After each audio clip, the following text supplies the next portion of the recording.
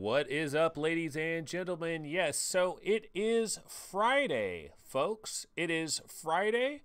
It is October 19th. It is 11:01 a.m. So we are starting a little bit more on time today. And you know what? I actually hear my trailer sound. So that's beautiful. I don't have to restart the stream as far as that goes. But what I was talking about in chat before we started today's show is I literally have nothing prepared, like absolutely nothing. Normally what I do try to do before these shows is I'll try to grab a few trailers, try to take a look at a few news headlines, and have kind of something to talk about going into a show, some topics to work with.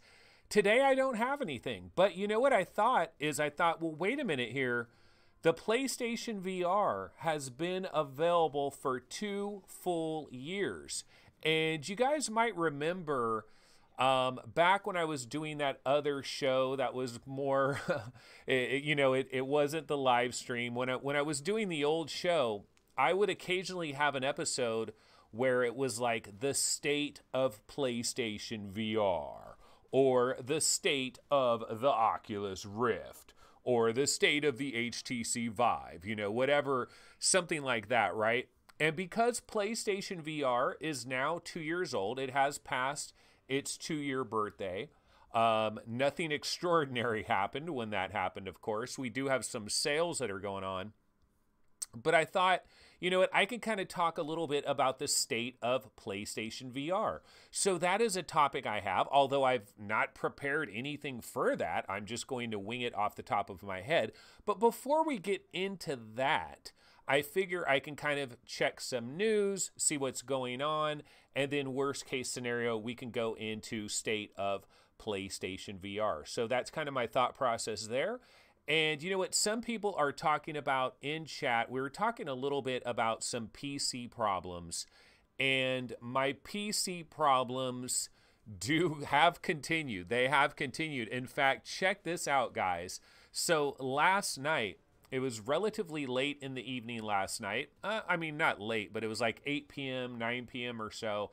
And I thought, you know what? Let me try playing something on this 1080 Ti. So far, the only thing I've ever tried was In Death. And last night, I played In Death. I mean, not last night, but the night before, I played In Death. And it worked pretty well. It was working pretty well. Still having some weird PC issues, but working relatively decently. And so I thought, well, Windlands 2 is a game I continue to play. It's a game that I really love. One of my favorite games of the last 90 days for sure. And so I thought, let me go into Windlands 2, right? By the way, Paradise is checking in. What is up, Paradise? Hussein X is here. What is going on? Charles Van Nolan is in the building as well. Chris, Logan68, Chris Cox, and probably some other people. It scrolled down a little bit, and I have not popped out my chat, so don't know about that. But what I was going to say is, so I started up my Oculus and wanted to get into my Oculus headset and play some Windlands 2, just screw around, try it out, see what happens, right? And so I went in there and tried to get it running, and I was just in Oculus Home basically, and the tracking was all jacked. Like the tracking was not working right. And so I took my headset off and I went over to my PC and I was like, oh, you know what? It's my Initech USB card, because what I did was I have a little Initech USB card that I got for all the Oculus sensors to make sure my Oculus sensor situation would work out, because I got 4 of these things, right? And so I moved my Initech USB card to this different slot when I had my 1080 Ti in the proper slot. And I think there was something going on with that. My USB card wasn't working right? So I thought, okay, well, I know what I'll do. I'll shut my PC down. I'll shut everything down. I'll open my PC up. I'll take that Initech USB card and I will move it to the slot that it used to occupy for like a year, where I had no problems. It was in another slot, and I thought, okay, let me move it back to its original slot. Okay, so this is all I did, guys. I opened up my PC, I took the Initech card, moved it to the new slot. That was it. Put everything back, turned my PC on, and all I got were black screens on my monitor. I mean, I saw the little BIOS thing at the beginning, you know, hit delete to enter BIOS or whatever it was. I saw those little messages, and then boom, just black screens on both of my monitors. I have dual monitors here. And so I kind of went into a panic. I'm like, oh my God, not this again. And then so I went back to my PC, you know, started it a bunch of different times, tried some different things, tried plugging different things in. Then I removed the USB connector out of there, you know, removed my Initech USB connector completely out of the computer. Tried to turn it on that way. Same problem. Nothing was happening. Then what I finally decided to do, I was like, well, you know what? Let me try just hooking a single monitor up.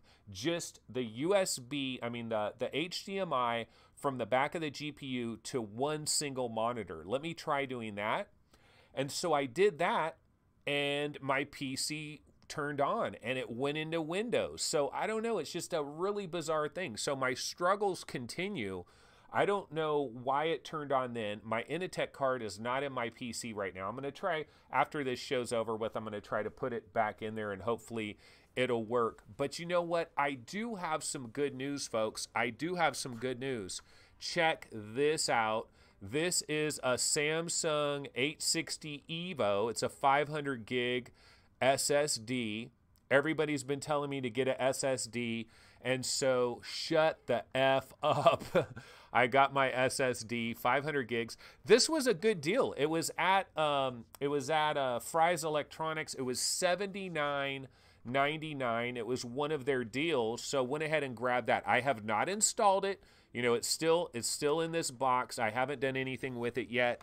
My plan is, after today's show, I'm going to try to go down that road.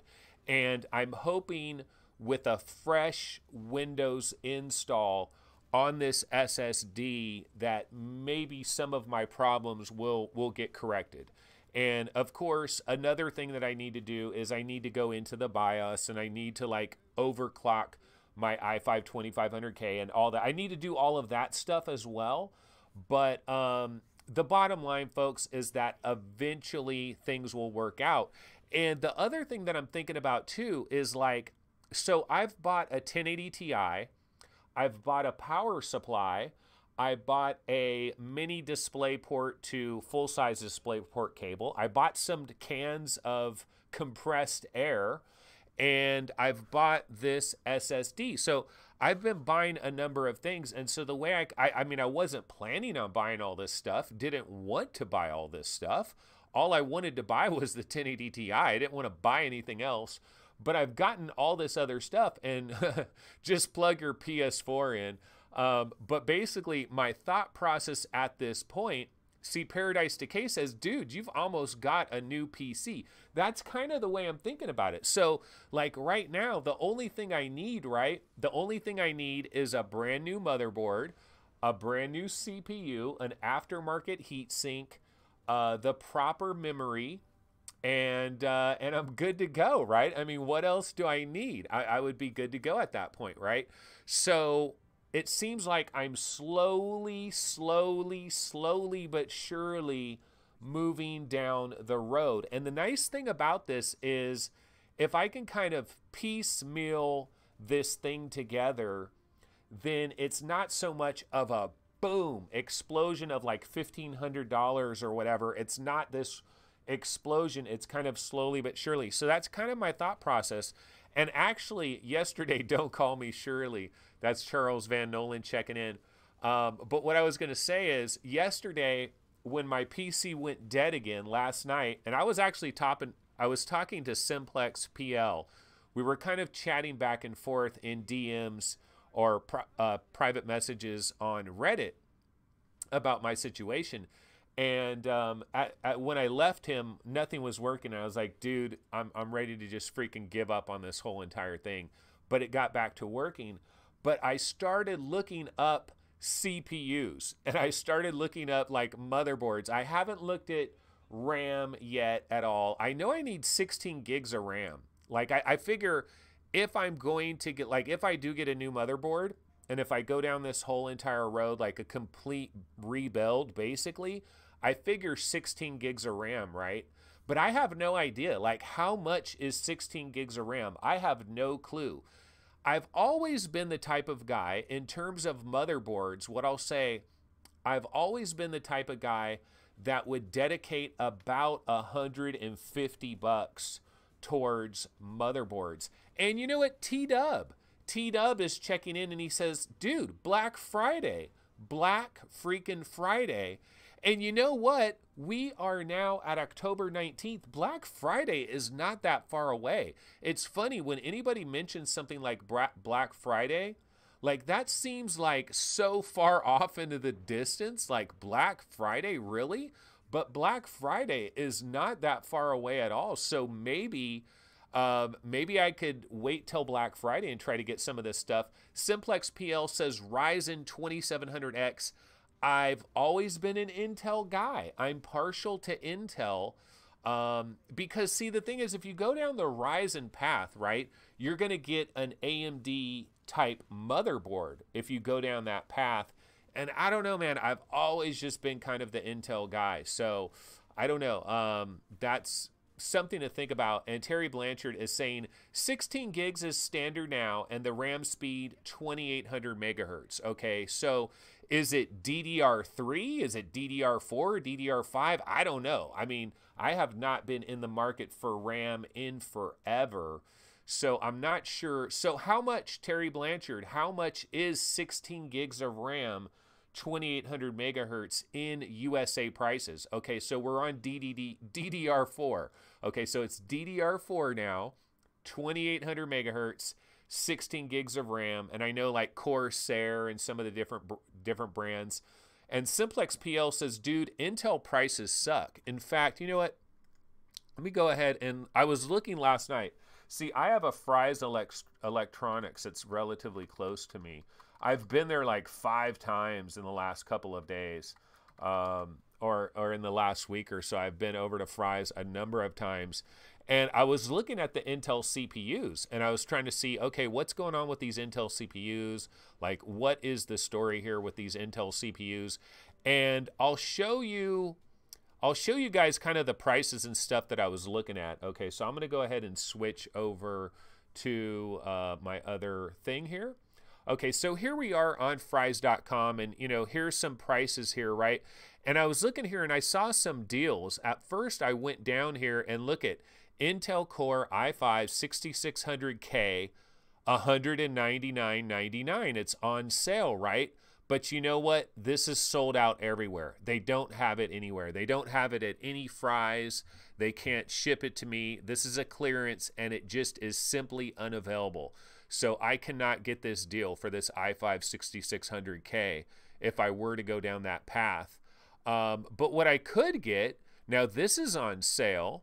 I don't know if this is any good, but this is an i5 8400. An i5 8500. It is not a K, and this is $199. Their regular price is $240. They got an instant savings of $41. You save $41, and the price is good through tomorrow at 9 p.m. tomorrow. Limit 1 per household, and they actually have one of these in stock. This i5 8500. They have this in stock. $200. And then what else was I looking at? There's another one that I was looking at. Well, there's this one. Here's an i5 7600K. This one is $229. So anyway, I was kind of looking at these different Intel CPUs, and I don't know that I'm going to go down that road, but these are some possibilities. I was thinking about some of those possibilities. But normally what I would do is I would take $150 and I would bookmark that for the motherboard. And I would basically try to get the best, the most banging ass motherboard I could possibly get for $150 out the door. That's usually what I would try to do. A highly recommended motherboard. And the motherboard that I have from 2011, that Asus P8, P67, That was a champion of a motherboard back in the spring of 2011. That was a really good motherboard. That was the one that a lot of people were really recommending back in those days on like NeoGAF and all that stuff. And so usually I'll, about 150 towards the motherboard, about 300 towards the CPU and the heat sink. And so that takes me to 450, and then I would need the RAM. And I wasn't looking G.Skill lifetime warranty. Yeah, G.Skill RAM. I wasn't looking here in terms of how much 16 gigs of RAM is. But, it's almost like, it's like another 600 bones. It's like another 600 bones, really, that I would have to throw out this. I'm already 600 in. This would take me to damn near 1,300 if I went down that road. So I don't know. I'm a little bit sketch about that. I really don't want to do that. I'm still going to try to do this Windows thing. I'm going to try to do the Windows thing, see if I can get that going, and just go down that road. So anyways, now what we could do here, yeah, a lot of people in chat are talking about the IndieGala Bundle, or the Indie Hundo, blah, blah, blah. I cannot speak. What is going on here? The IndieGala Bundle, whatever, the bundle, right? There is a bundle that is going on out there. I saw this on the Vive subreddit. Let's go ahead and take a look at this, actually.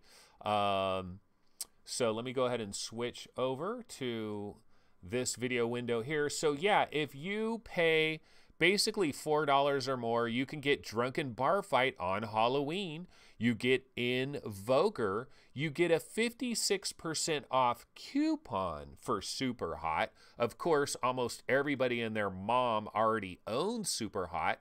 You get Night Night. Now, Night Night is, of all these games that you get, Unruly Ghouls, The World of Virtual Reality VR, Science, The World is in Your Hands, The Tavern of Magic, Conjurer's Eye, Crashlander. Like, I have not heard of most of these games. I have heard of Night Night, and I'm mildly interested in Night Night. And Drunken Bar Fight on Halloween, I mean, I don't know. Invoker, I've actually tried Invoker, and I don't think I was really into that. But that is the deal that is going on as far as the Indie Humble Bundle thing that's going on over there. Sometimes these deals are pretty good. Sometimes you can get some pretty good stuff as far as that goes. Okay, and then the other thing I was going to check out here before we maybe get into some PlayStation VR, like the state of PlayStation VR kind of talk, is I thought, well, why don't we bounce over to Upload VR? Let's just see what the newest stories are for the day and check that out really quick. And on Upload VR, the Vive wireless adapter review, the best VR of 2018, is too expensive. Haven't read this report, but a lot of the things about this Vive wireless adapter, it does appear that it gets incredibly hot, so you have to figure out some kind of little mod that you're going to do so you don't light your scalp on fire or burn your hair off. And then the other thing is people talk about performance issues, like they actually have a little bit of a performance hit when using this Vive wireless adapter. So it still seems like we are not in a situation yet where we have wireless for any of these headsets that really work exactly the way you would want it to work. There seems to still be a trade-off situation that is going on. Okay, another story they have is Oculus CTO John Carmack has settled all of his legal disputes with Bethesda. That is good news. I mean, it's good news everywhere around. I'm sure it is a hell of a relief for John Carmack to not have something hanging over his head like that, no matter whether or not it would ever go down that road, whether he would ever suffer from this. It's still, when you have a lawsuit that is looming over your head, it's not a fun thing. And I'm sure it kind of weighed on him in the background. So he's got to be pleased about that. Accounting Plus is currently available. I'm curious, did anybody out there pick this up yesterday? What are your thoughts? Do you like it? I have not checked this out at all. I have not tried it. I kind of like the humor and the style that they have going on with Accounting Plus, but I haven't picked that up. So I haven't picked it up yet myself. And then, of course, Steam VR, the motion smoothing. You know, some people are ranting and raving about the motion smoothing on the Vive subreddit. A lot of people are having a really good situation with that, but other people are saying, it's not quite ready for prime time. They've tried it a little bit, but now they're going to go back off of it. So I don't know. It's kind of back and forth as far as that goes. And let's see what folks are talking about over here in chat. Oh, Terry Blanchard says, for $450, I can get a Ryzen 2700X plus a B350 motherboard plus 70 to spend on SSD. Terry, I have an SSD. It is here. It is the Samsung 860 EVO. It's only 500 gigs. I mean, I would have liked a 1 terabyte drive, but this was 80 bucks. And for 80 bucks, I felt like it was a good deal. So I went ahead and went down that road. So I have the SSD. Paradise Decay is saying, hey man, Hover Junkers is having a free weekend this weekend on Steam. And if my computer was operational, that's something I wouldn't mind trying, because I have never, ever played Hover Junkers. Ever. Never. Never played Hover Junkers. I wouldn't mind trying that out. I have a feeling, though, that I'm probably going to be screwing around with like Windows and all this shit most of this weekend, so I don't know that I'm going to be able to enjoy that this weekend, unfortunately. My hopes are within another week or so, I'll be back to normal. One way or another, I will have to be back to normal at that point is my feeling. So that's my hope there. Let's see, what else? Okay, yeah, we were talking about the motion smoothing. You know, people are kind of a little bit, some people are hyped on that, some people not so hyped. And then let me go ahead and bounce over to the Vive subreddit real quick. You know, it's funny. We're 23 minutes into the show. I have not mentioned anything about the state of PSVR, even though that was something I was planning on talking about. But I figure we can just wait until things kind of crash out. We don't have anything else to talk about. Then we could go to the PlayStation VR. Paradise Decay says, too many games, Anthony. I did play the Wardust Alpha. Incredible. So really, it's like Battlefield. Was it all of your dreams wrapped into one? Yeah, there really are too many games, although there has been a bit of a slowdown in the month of October. I mean, Evasion came out. I never played Evasion. We never got a code for Evasion. Like VR Roundtable didn't get a code. I didn't get a code. Never tried that game out. And really, the only game that I've tried recently was Mind Labyrinth VR Dreams. So, but yeah, Wardust. A lot of times when these people have betas and stuff, I oftentimes don't get into the betas, just because I figure, well, I'll wait till it's a little bit farther along. That's usually my style-y as far as that goes. But let's go ahead and check out the Vive subreddit real quick. And bouncing over to the Vive subreddit, Payday 2 is currently 85% off, and it's bundled with every DLC option that they have. And I gotta say, guys, Payday 2, I don't know, man. I've never got into Payday 2. I know, like, when Payday 2 first hit for VR, and people were just ranting and raving. They're like, oh my God, Payday 2, this is so awesome, and, you know, all that stuff. And I got in it a couple of times, and I was walking around inside the world. Now, again, I was on my 970, so maybe it would play a little bit better now. But I just never got, it's too hectic for me. Just never got into the Payday thing. So that's my take on that. There is, you know, Steam VR Beta Update 2. There's going to continue to be, I'm sure, updates. Some people are getting errors. If you get error 306 with Steam VR Beta, try installing Natural Locomotion. So there's a lot of talk here about Steam VR Beta performance being good, bad, and other things and stuff like that.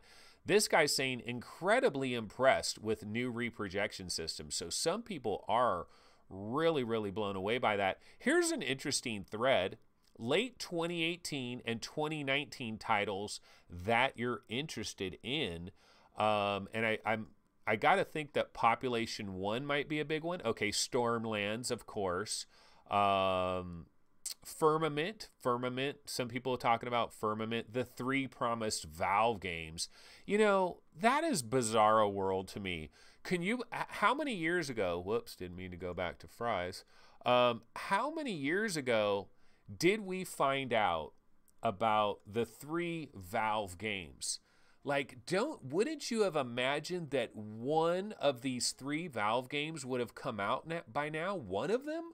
Wouldn't one of them come out? It is kind of bizarro land that we still don't have one of these 3 Valve games, although one of them is going to come when they have Knuckles. So I guess we just have to wait for Knuckles. So it could be a situation where Knuckles isn't 100% ready yet. That could be part of the problems there.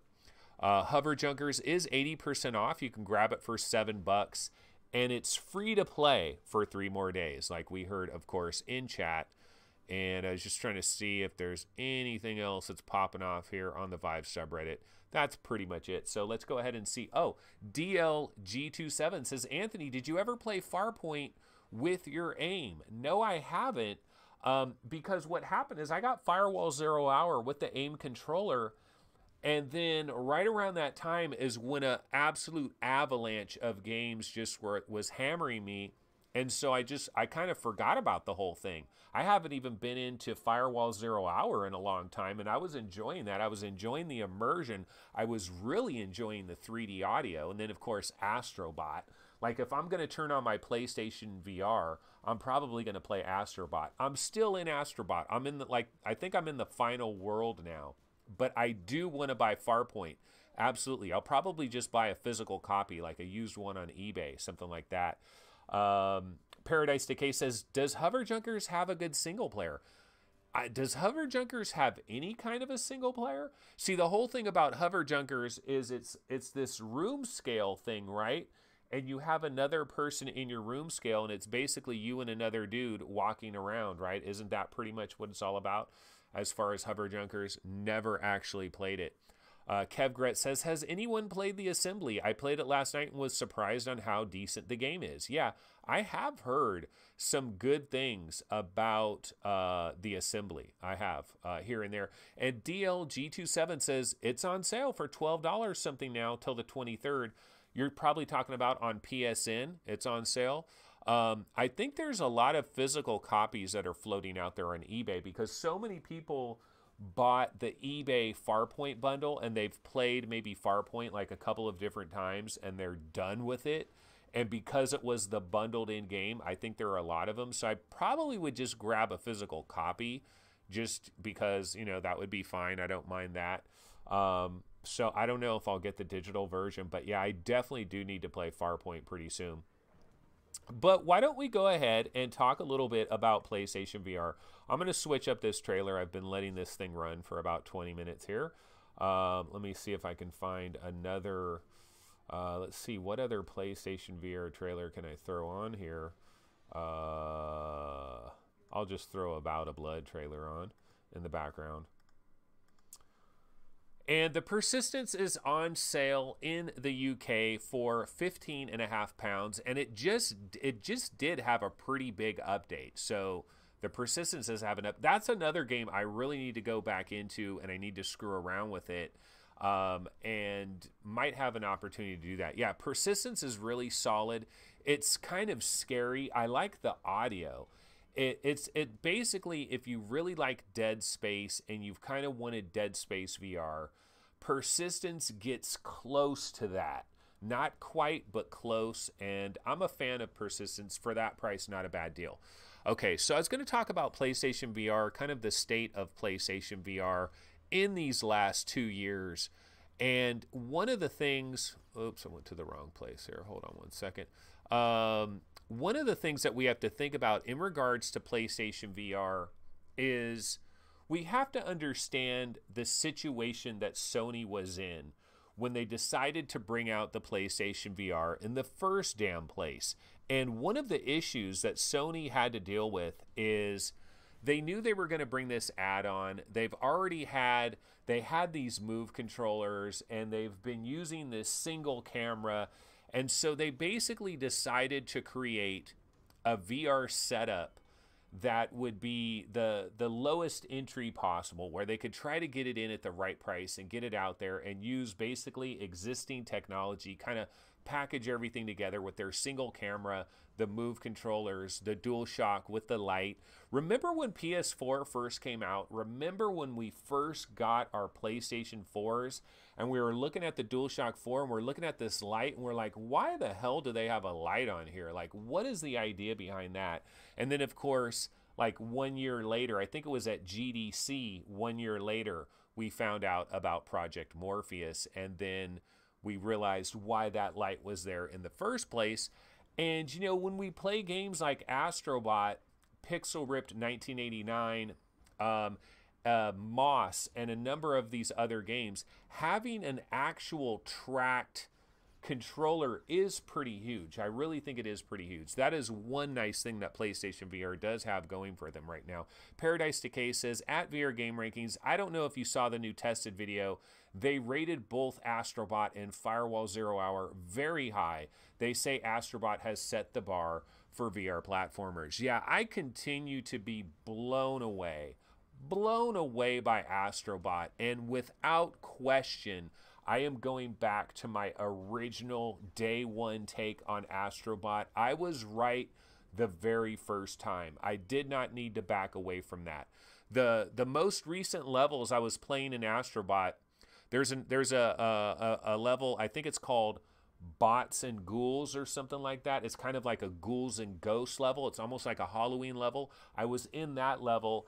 And then there's like a Japanese like dojo level or something like that where you're flicking your shurinkens and you're chopping down like these bamboo trees and you're jumping around from place to place. That's kind of, I'm not sure, I'm right around there in Astrobot. Haven't completely finished Astrobot, and it is absolutely magnificent. I mean, it is just absolutely incredible. One of the best VR games of all time, no question about it. But I mean, going back to PlayStation VR, 2 years of PlayStation VR, I really think, and wait, let's get this question from Chris Cox. He's saying, do you think Sony made the tracked PS4 controllers just for VR? Pretty much. Yes, I do. Because remember when we first got it and everybody was like, man, this annoying light. I was actually pissed off when I first got my PlayStation 4. I didn't know, you know, we didn't know that Morpheus was coming. We didn't know they had anything like that. And I was pissed off because, guys, do you see that big white screen back there? When I first got my PlayStation 4, I believe it's November 2013 is when it came out, right?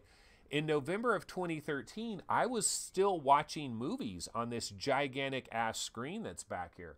I had a projector that was right up there. And I hooked my PlayStation 4 up to my projector, and I was playing PS4 games on this gigantic ass 128-inch screen that I have over there. You can't even see all of it, right? And you know what bothered the hell out of me? I'm in this dark ass room. I'm having a theater experience, and this freaking blue light on my controller is shining, and it's like taking me out of the experience on the screen, you know, because it's glowing so damn brightly in my dark room. In fact, I believe I took some electric tape and like cut it out in like the triangle shape of that, the little light thing, and I put it on my controller just to try to block that light. Do you guys remember way back at the beginning of the arrival of PlayStation 4, people were making these little designs that would snap onto where your light is that would block most of the light, and they made like these little symbols and stuff. People were selling them on eBay. People didn't understand, like, is there some way I can disable this light? I can turn off this light. And then of course at GDC, when Project Morpheus was unveiled, it was like, boom, you know, a light bulb went off. We realized, oh, I get it. They want to track this controller in 3D space. It makes a lot of sense. And it's a great idea. Honestly, if we look at the Oculus Rift, we look at the HTC Vive, what advantage does PlayStation VR have over those two systems? And that tracked controller is a major advantage. It really is a legitimate advantage. And people will make the argument, oh, but if you have Oculus Touch, it's basically a DualShock 4 that's been chopped in half. Yeah, but it's been chopped in half. And it just doesn't feel the same. When these hands are floating around, it doesn't feel the same. When it's one solid object, it feels better. Like I was playing Pixel Ripped 1989 on my Oculus Rift with my touch controllers, and I'm trying to imagine, you know, having this Game Boy thing and moving this Game Boy around, and it was like, I actually went back to using a wired Xbox 360 controller playing Pixel Ripped 1989 on my Oculus Rift because I had too much of a disconnect with those two controllers being chopped in half. It was a disconnect. It didn't work for me. Okay, let me change this trailer because this has been going forever. Let me see if I can find another trailer here. Hold on just a minute. Ladies and... Oh, you know, I could put a Firewall trailer on. We're talking PlayStation VR, so I'll throw a Firewall trailer on here. And Paradise Decay says, Red Matter is the closest game to use your controllers in-game like Astrobot does. Well, Red Matter, yeah, it's nice how Red Matter like really has your controllers in the game. It is impressive how they do that. But see, the thing that is so cool about Astrobot, and Logan68 is also mentioning that he loves this speaker in the control pad. Yeah, having that little speaker in there, that is a bonus as well. And I think Astrobot uses that at times in the game. Like when those little guys are jumping into the controller, it makes a little sound right there. I mean, it's just so beautiful, so magical. All the little things these little guys do, those little Astrobot guys. You know what?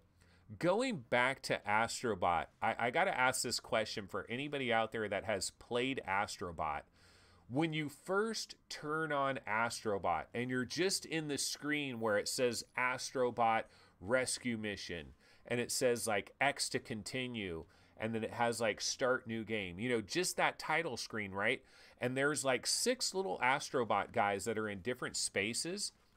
Has anybody noticed that one Astrobot that is sitting right in the middle is just absolutely chilling? He is just absolutely kicking it. He's just sitting there. I think he has his arms like this, and he's just kind of laying back, and he's just looking at you. He's just looking at you, and every once in a while he blinks, and his chest is like going up and down, like showing that he's breathing, and he's just lounging. And then you have the other little Astrobot guy that is way up on top of everything, and he's doing all these crazy dances. And then you have that other little Astrobot guy that's like hanging by his, you know, by barely a thread. He's hanging on, and then you got some other little Astrobots over there on this. But just the freaking title screen.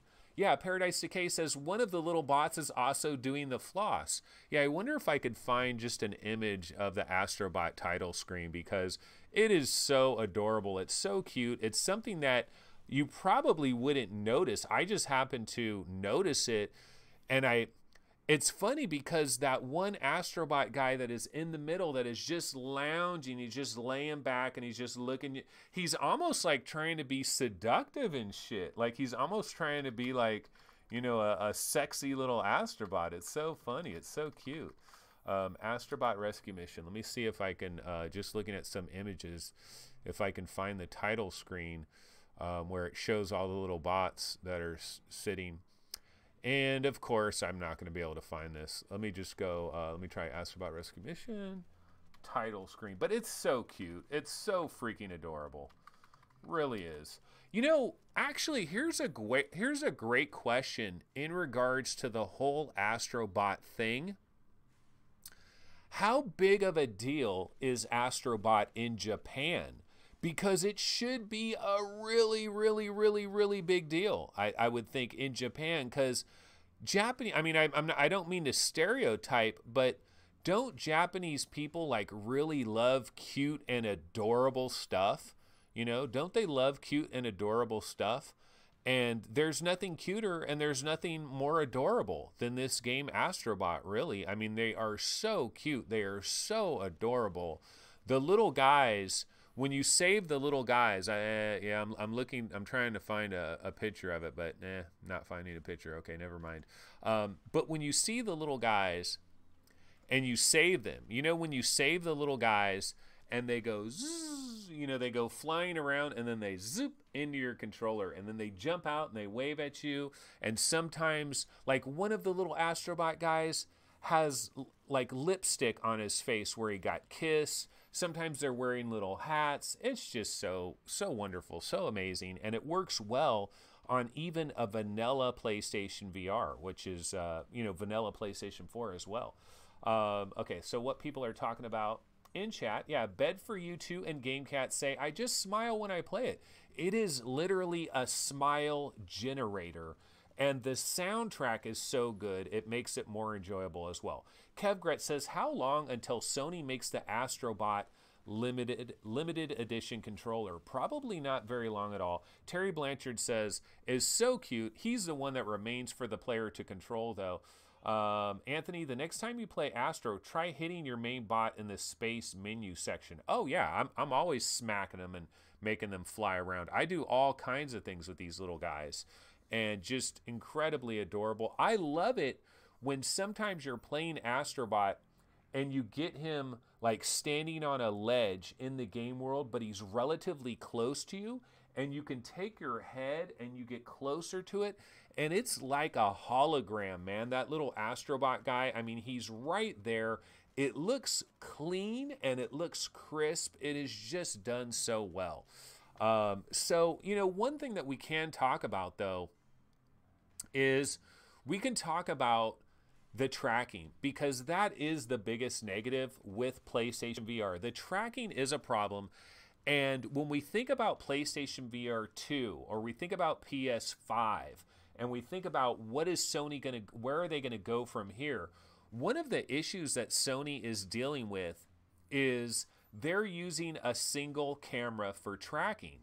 And a lot of people have said, well, why can't we add another camera? The problem with adding another camera to PlayStation VR is having wires going. It just doesn't work. PlayStation VR is meant to be a living room product. It's meant to be in your living room. It's meant to be played by your entire family.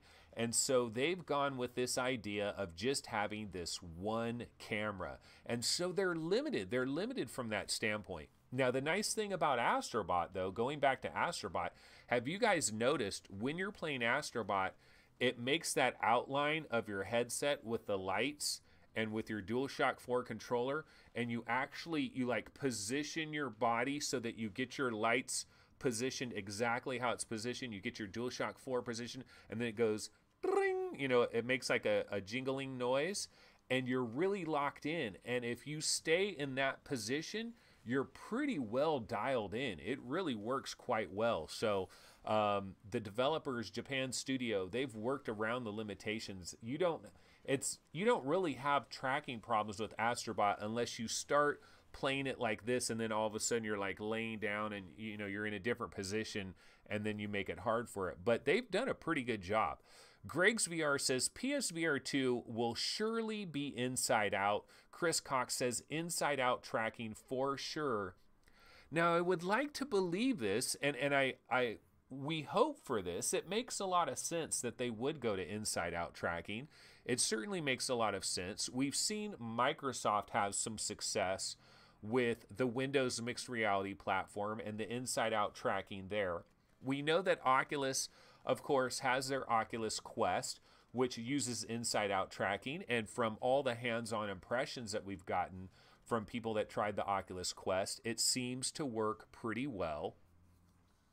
But one of the things I caution people with is it's very difficult to come out with an inside-out tracking solution when you've never done it before, your very first attempt. Now, I know Oculus is doing that with the Oculus Quest. They don't have a product right now that has inside-out tracking. The Oculus Quest is their first product that is going to have inside-out tracking. But one of the things that we have to remember about Oculus is they have an entire campus. They have Facebook reality, I forget what it's called, but they have all these people, they have all these engineers that they've hired. They've hired so many people, so many very smart, highly intelligent, highly motivated, really dedicated people that are banging away on these problems. Brilliant individuals like John Carmack and Michael Abrash. I mean, they got so many people under their umbrella that are working on all these problems, and they've been working on them for a number of years with just endless amounts of investment pouring into it, like spared no expense. You know what I mean? Like spared no expense. Peruvian sea bass, Jurassic Park, spared no expense, and they're banging away on it.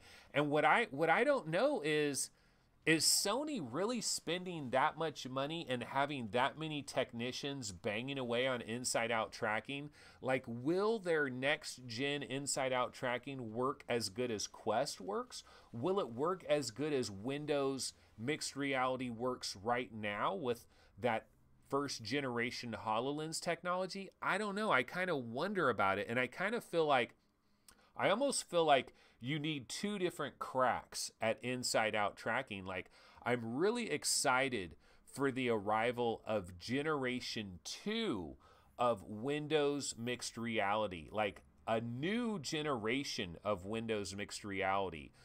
The reference design is what I'm talking about. Like, Microsoft came out with a reference design. They had Lenovo and Acer and Samsung and all these other headset manufacturers. All these other companies make headsets based off their reference design. And what they used was they used HoloLens. Basically, they used the HoloLens tracking system in their reference design for Windows Mixed Reality version 1. What I'm excited for is version 2, because they've learned so much from having that very first attempt. And I really believe it's going to be very similar with Oculus and the Quest.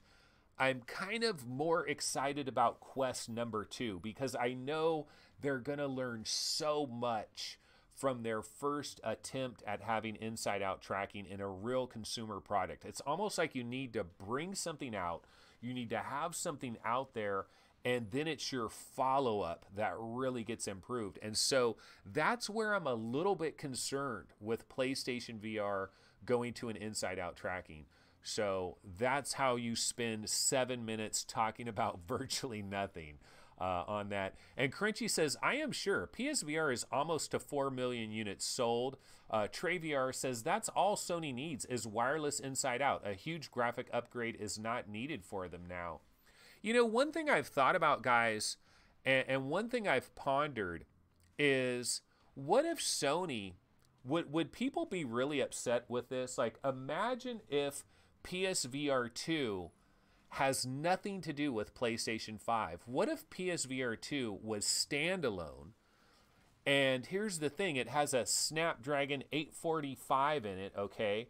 And it basically can run vanilla level PSVR games with no wires, and it's self-contained. It's all in one. Inside out tracking, it's a headset.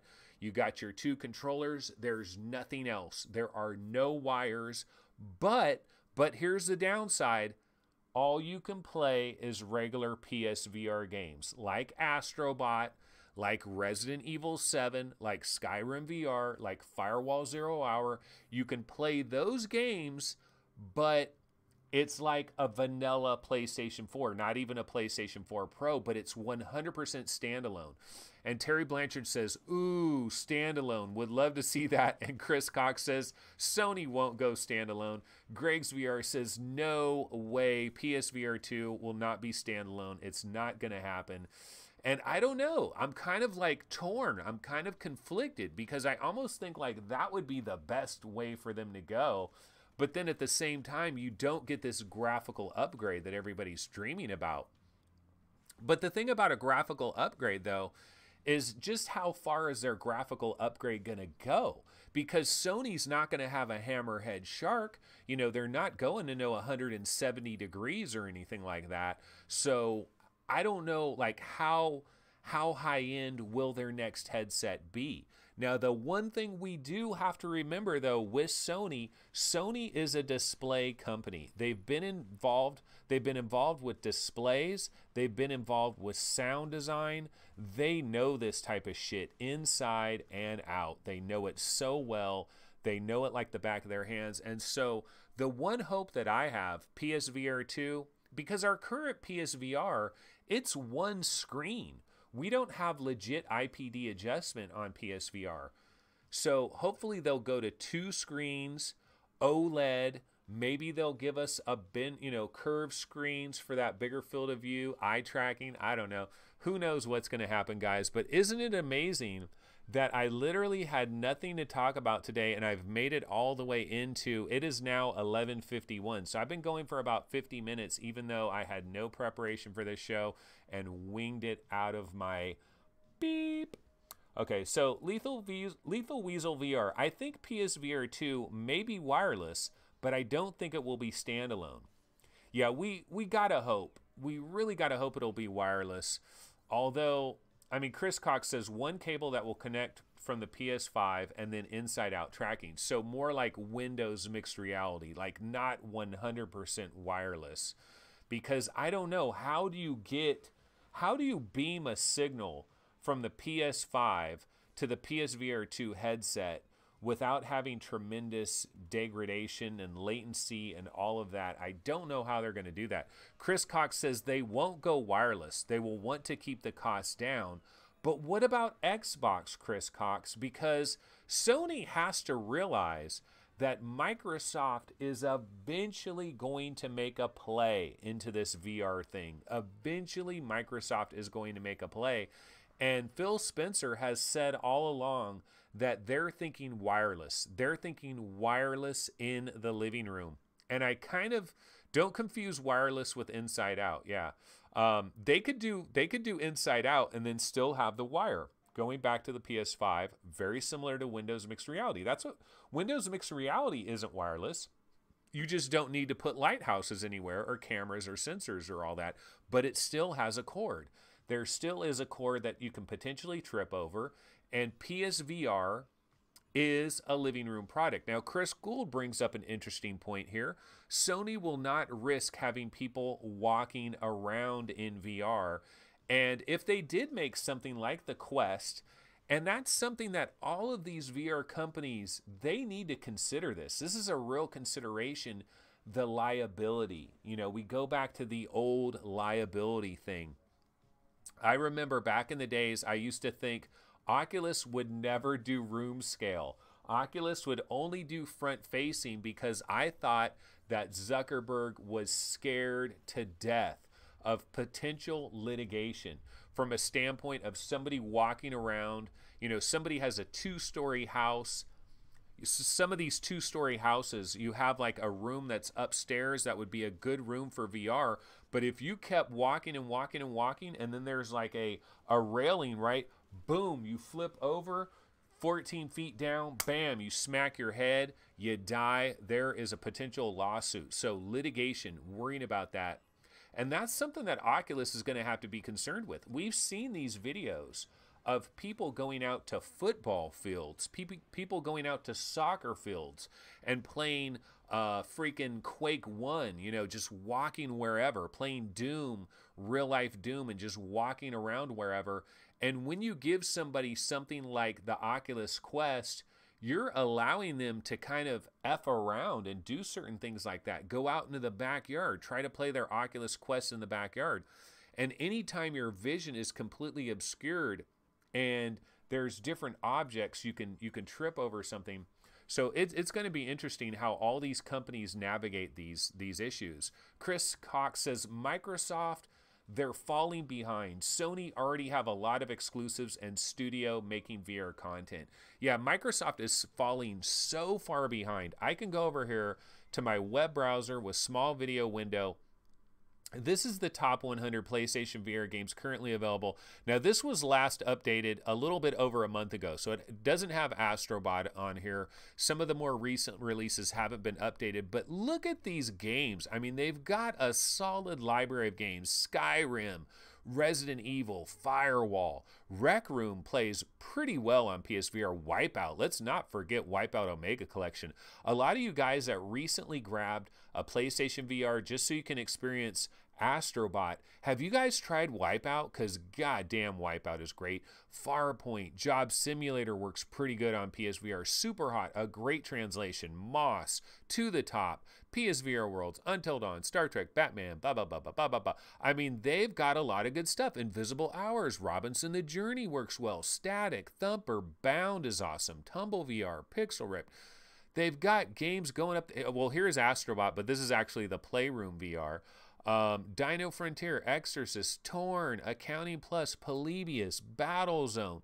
You know, all these games, it just doesn't stop. Apex Construct, 2MD VR Football. Look at this huge, giant library. See, the one thing that Sony has going for them in terms of a battle, in terms of a head-to-head battle with Microsoft, Sony has this gigantic library of existing games that they're developing.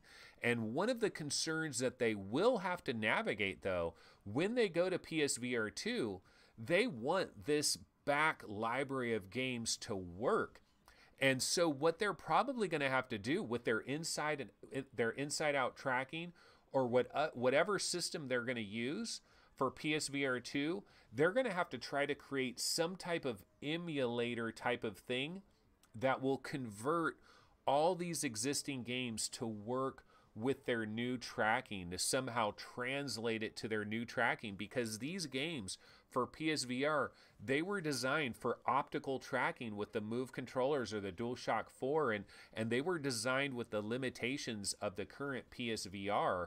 And when they go to this new inside-out tracking, they've got to bring this back library of games with them, because that is a huge, giant advantage. Because there's going to be a point where Xbox is going to have a legit VR product going head-to-head with Sony's legit VR product, and Sony will have this ace in the hole in terms of having this gigantic library of pre-existing games.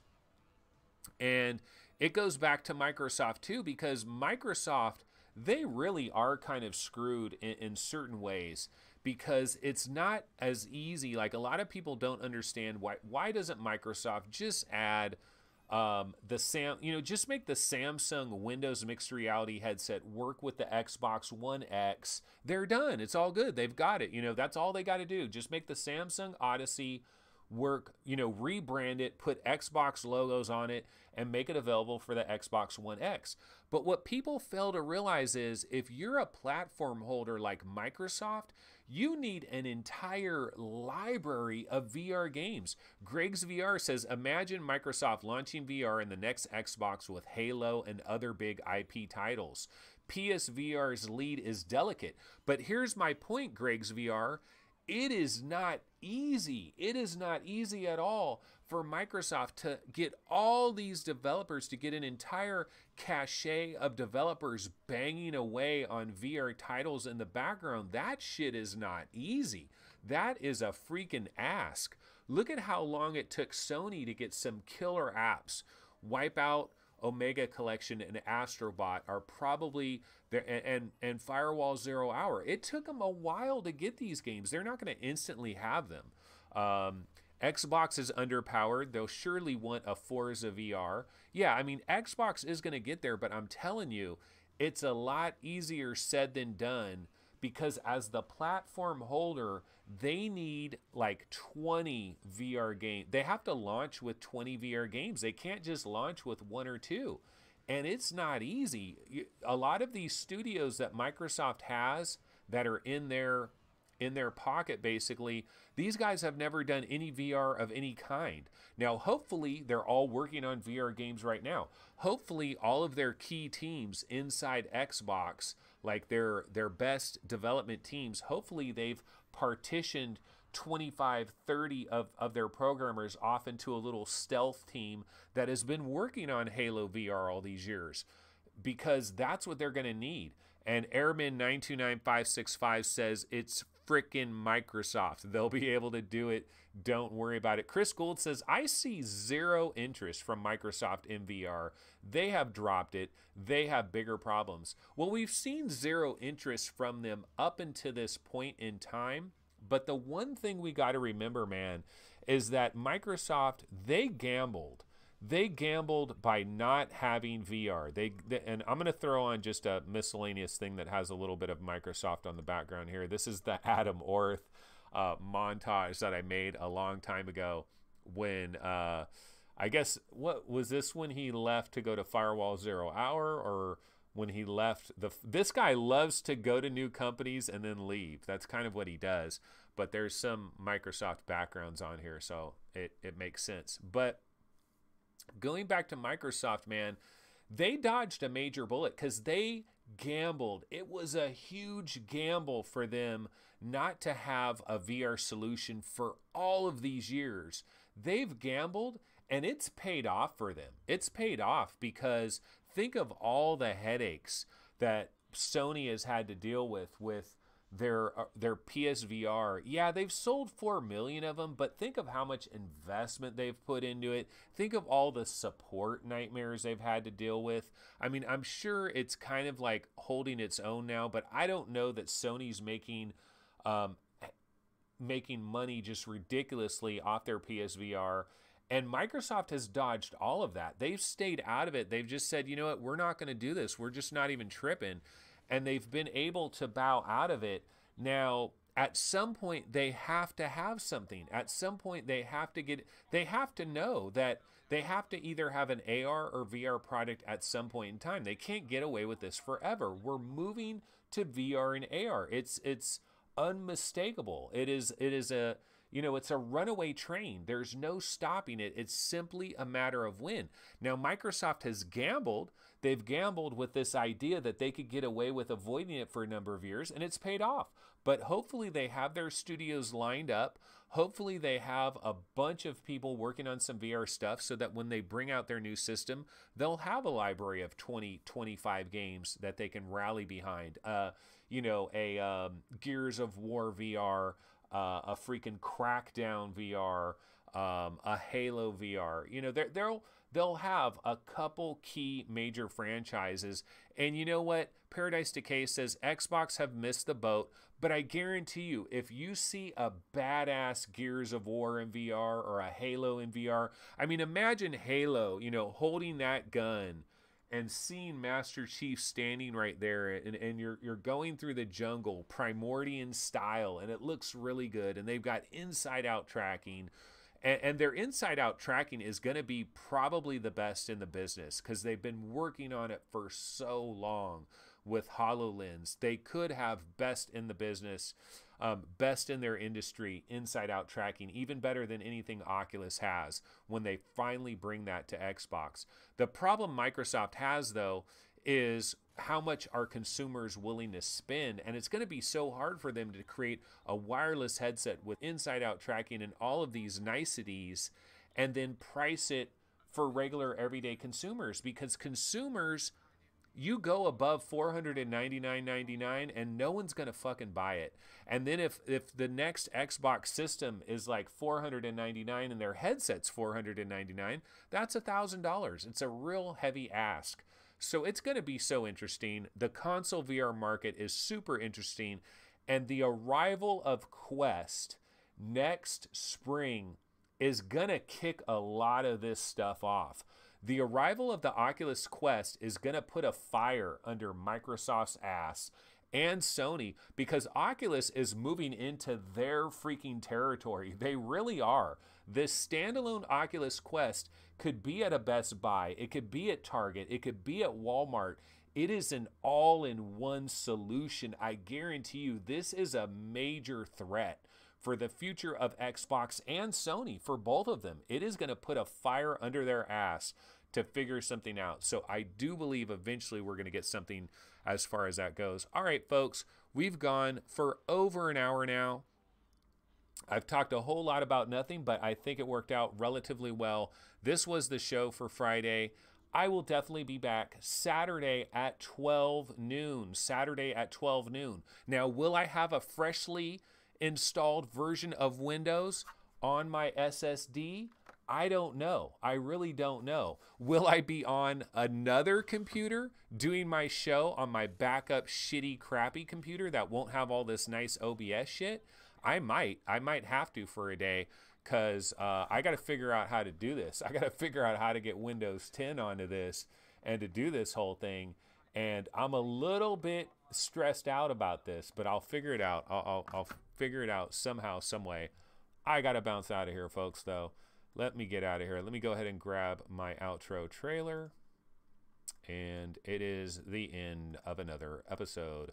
All right. Well, yeah, this has been VR game rankings. Be sure to go ahead and check out the website when you get an opportunity. Be sure to subscribe to our channel, like the video, and definitely tell about 10,000 of your closest homies about this channel, and send me all of your PC parts. I need motherboards, I need CPUs, I need some thermal paste, I need it all, folks.